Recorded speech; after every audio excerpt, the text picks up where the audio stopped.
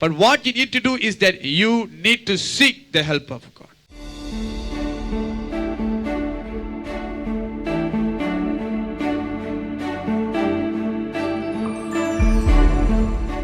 Second Chronicles 23-4. And Jehoshaphat feared and set himself to seek the Lord, And set himself to seek the Lord, and proclaimed a fast and proclaim a fast throughout all Judah. throughout all Judah. So Judah gathered So Judah gathered together to ask help to ask help from the Lord. from the Lord. And from all the cities of Judah, they came to seek the Lord. They came to seek the Lord. See, when the king heard these three nations are coming against them, immediately he proclaimed a fast throughout Judah. And they all gathered together as one man. Likewise, in your challenges, begin to seek God's help. Hallelujah. Without God, you will fail in your challenges. But through God, you will be victorious. Most of the time, seeing challenges, we give up on it and sit doing nothing. If the king that day, he sat on the place doing nothing, said, that's it, we are going to, and this is the end of Jerusalem, they would be destroyed.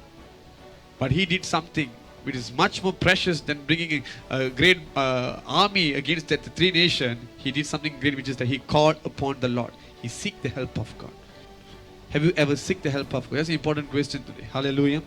They seek the help of God to be victorious. See, in this month, God wants you to seek His help for every little thing. Every little thing. If you're going to the shop, say, Lord, help me to go and come back safely. You must help me. Help me, protect me. Lord, strengthen me. I need your help. Keep providing me the power to walk in the place. This is how you should ask. Lord, help me. Help me that I will not get into trouble. When you keep on asking the Lord upon the help of the Lord, it means you're relying on the Lord. You see, on this earth, no one will help you unless you ask their help. On this earth, nobody will help you. If you saw someone, you need a help, you need to ask them. Nobody will simply come and help you. So more of all, this is a selfish world. If we ask, they will help. Even if they saw them do like they know nothing about that. You know? When we ask them, some people will refuse to help you. The same thing you must understand. You want God to help you. God is willing to help you. He wants to help you. But without you asking His help, He will not help you. We all know this thing that where we need to give God the legal authority to do things upon our life. When you seek the help of God, see, most of the saints in the Bible, they pray. Most of them, they pray seeking the help of God. You know? More than they ask for a miracle, they seek for the help of God. But today, do you seek the help of God? The thing is, you don't seek the help of God, you seek the help of man. And you even suggest God, saying that, Lord, I know this one person, please suggest that man to come and help me. You are being an advisor for the Lord. But here, the king of Judah, he did not suggest the Lord, saying, Lord, send me an army to help me, send the Egyptians to help me. He said, Lord, our eyes are only upon you, we focus on you alone. We are powerless against this multitude of people. Means, I know nothing, I don't know what to be done. All that I know is you alone. Only you can do something out of nothing. That's the kind of prayer. That is the kind of help you should ask. It's not that say, Lord, help me to do that. Help me. Lord, you help me. I'm not sure what you're going to do, but only you can do something for me. So we must be willing to ask the Lord. We must open our mouth and say, Lord, help me. Without we asking Him, how would He help us? We must ask. When we don't ask, it's like we are showing that I can do it myself. I can do it myself. The time has come. If all this while you have tried yourself, for these 6 months you have tried yourself, everything becomes failure.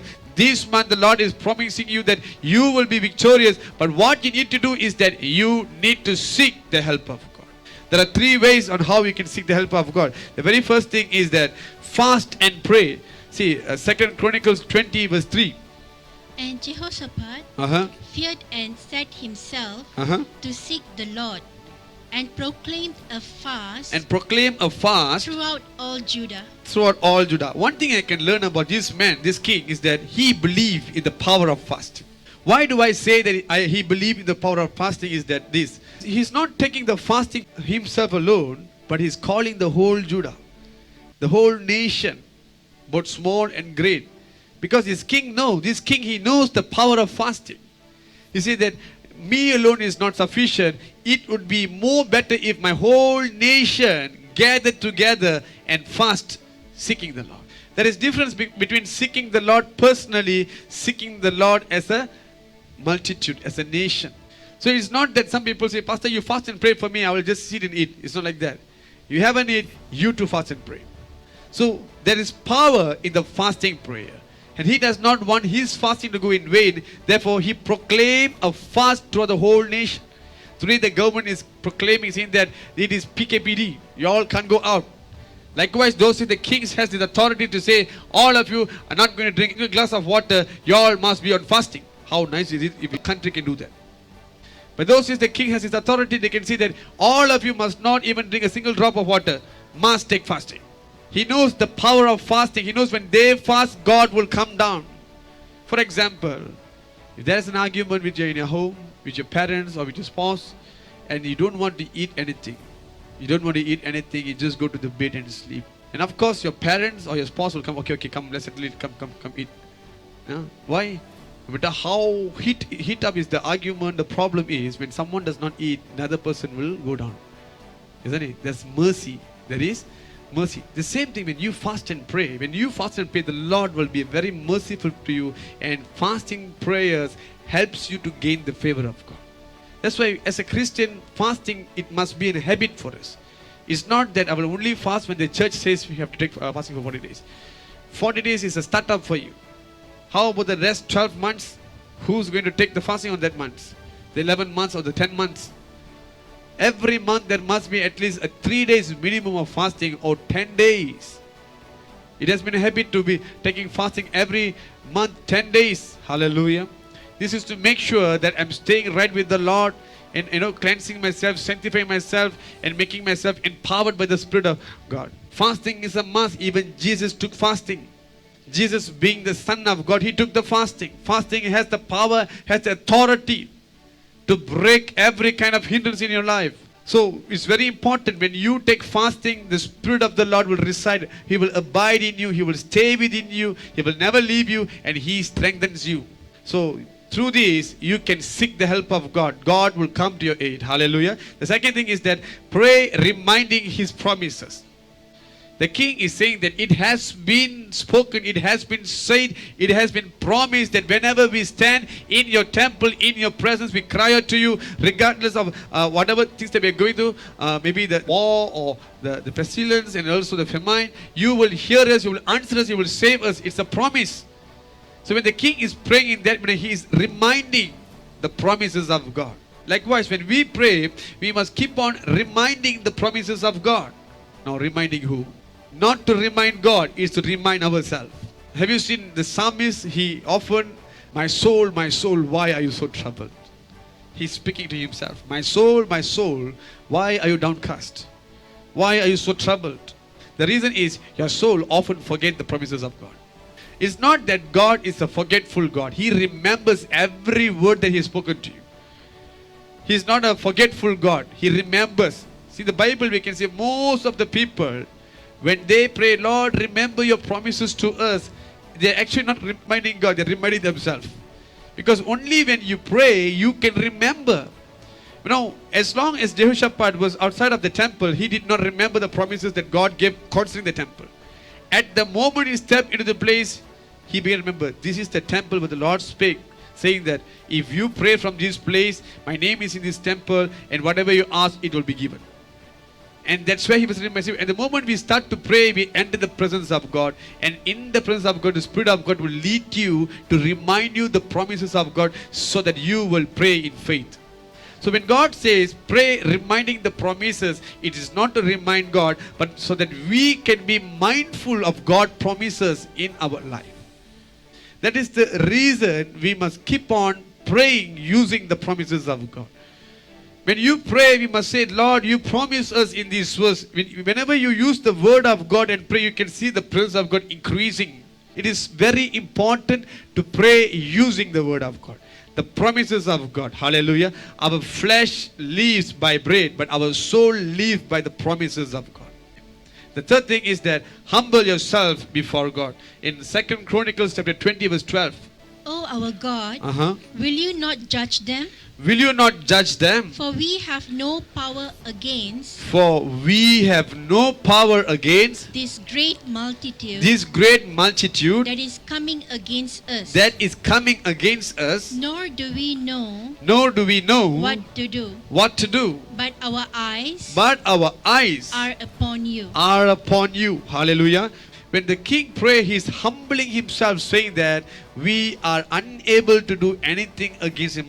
We are powerless. We are totally powerless. We are weak as dust. We are just the dust. Hallelujah. And these challenges before us is great and huge, great in number. We are not able to fight them. When you seek the help of God, okay, you must truly humble yourself. I will give you an example. Now you have a friend.